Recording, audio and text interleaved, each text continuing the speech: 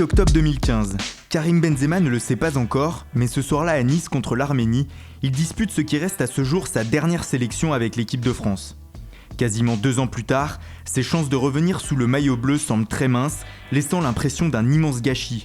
Un échec qui ne date pas d'hier. La carrière de Karim Benzema en équipe de France n'a jamais vraiment décollé, entre crise de confiance, critiques et affaires extrasportives. Pourtant, tout avait bien commencé pour le jeune Karim.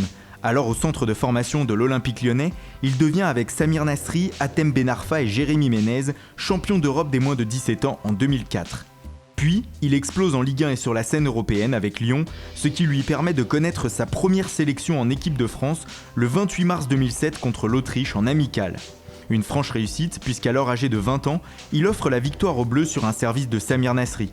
Il enchaîne par la suite avec un doublé contre les îles Féroé et gagne sa place dans le groupe de Raymond Domenech pour l'Euro 2008. En Suisse et en Autriche, il dispute le premier et le dernier match de la phase de poule contre la Roumanie et l'Italie. Mais il est relégué sur le banc lors du fiasco des Bleus contre les Pays-Bas, un choix de Domenech critiqué par les observateurs à l'époque. La France est éliminée au premier tour. Mais Benzema semble être alors le futur de l'équipe de France en attaque, surtout qu'à l'été 2009, il entre dans une autre dimension en signant au Real Madrid. Le début de la gloire sous le maillot bleu ? Eh bien pas du tout. Régulièrement appelé par Raymond Domenech lors des qualifications pour la Coupe du Monde 2010, Benzema n'est pas convoqué pour le barrage contre l'Irlande.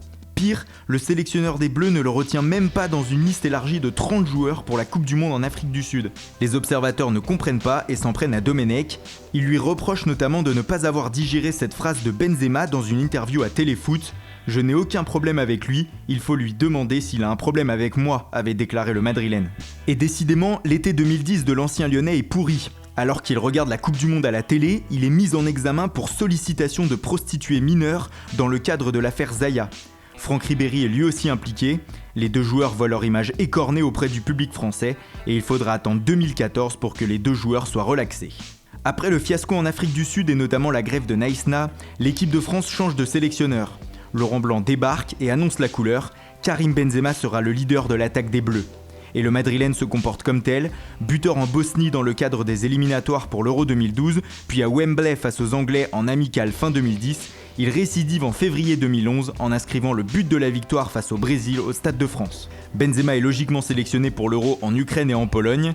Les Bleus sont éliminés en quart de finale par l'Espagne et l'ancien Lyonnais est la cible de beaucoup de critiques.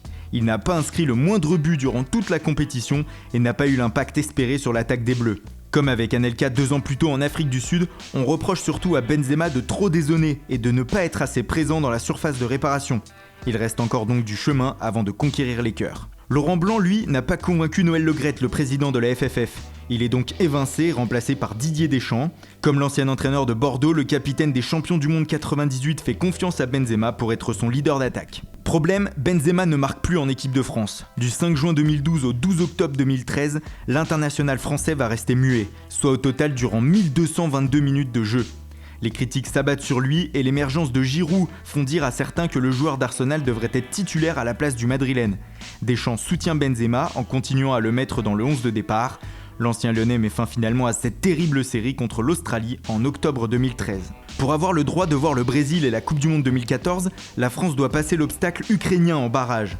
À l'aller, Benzema est remplaçant et les Bleus s'inclinent 2-0. Au retour, Deschamps titularise le Madrilène qui inscrit le deuxième but français et participe au retournement de situation incroyable des Bleus. La France est qualifiée pour la Coupe du Monde. Dès lors, un élan se crée autour de l'équipe de France. Benzema en profite et rayonne sur le premier tour de la Coupe du Monde. 2 buts face au Honduras, 1 but et 2 passes décisives contre la Suisse. L'ancien Lyonnais envoie les Bleus en phase finale. Mais c'est là que le bas blesse. Muet face au Nigeria en 8e de finale, il le reste aussi face à l'Allemagne en quart de finale, ne pouvant donc empêcher les Bleus d'être éliminés. Comme après l'Euro 2012, les critiques se concentrent sur son inefficacité dans les matchs qui comptent. Face à l'Allemagne, il a tiré 9 fois au but sans parvenir à trouver le chemin des filets. Surtout, l'éclosion des Griezmann, Varane et Pogba en équipe de France, une nouvelle génération dorée aux yeux du grand public, relègue certains anciens comme Benzema à des joueurs d'une époque que les fans aimeraient oublier. Qualifiés pour l'Euro 2016 qui se jouera à domicile, les Bleus enchaînent les matchs amicaux durant 2 ans. Benzema est toujours présent et se retrouve même pour la première fois capitaine de l'équipe de France à 27 ans lors d'une rencontre face au Brésil. Nous sommes alors en mars 2015. En octobre, contre l'Arménie à Nice, le Madrilène ne le sait pas encore mais il dispute à ce jour sa 81e et dernière sélection avec les Bleus. Il inscrit un doublé et donc ses 26e et 27e buts sous le maillot tricolore. Quelques semaines plus tard, l'affaire de la sextape avec Mathieu Valbuena est rendue publique. Karim Benzema est accusé de complicité de tentative de chantage et participation à une association de malfaiteurs. Le 5 novembre, il est mis en examen. Le même jour, Didier Deschamps dévoile sa liste pour les matchs amicaux contre l'Allemagne et l'Angleterre. Benzema n'est pas retenu car blessé, explique le sélectionneur. Un mois plus tard, le 10 décembre, l'ancien Lyonnais est suspendu à titre provisoire de l'équipe de France. Dans les mois qui suivent, les débats sur sa sélection ou non pour l'Euro agitent le monde du football et la société française. Tout le monde se permet de donner son avis, même le Premier ministre de l'époque, Manuel Valls, qui déclare notamment « Je pense que les conditions aujourd'hui ne sont pas réunies pour que Karim Benzema vienne en équipe de France ». Le 13 avril, la FFF publie un communiqué annonçant officiellement que Karim Benzema ne sera pas retenu pour l'Euro 2016 en France. Fin mai, avec le Real Madrid, Benzema remporte sa deuxième Ligue des Champions, puis accorde une interview au quotidien Marca, un entretien qui va faire du bruit. Dans celui-ci, Benzema lâche cette phrase « Didier Deschamps a cédé à une partie raciste de la France pour expliquer sa non-sélection ». Pour lui, le sélectionneur français n'est pas raciste, mais sa non-sélection pour l'Euro ne repose pas sur des critères sportifs, mais parce qu'une partie de la France ne le porte pas dans son cœur, notamment à cause de ses affaires extrasportives et de ses origines. Dès lors, avant chaque liste, la question revient sans cesse, Karim Benzema va-t-il être appelé en équipe de France ?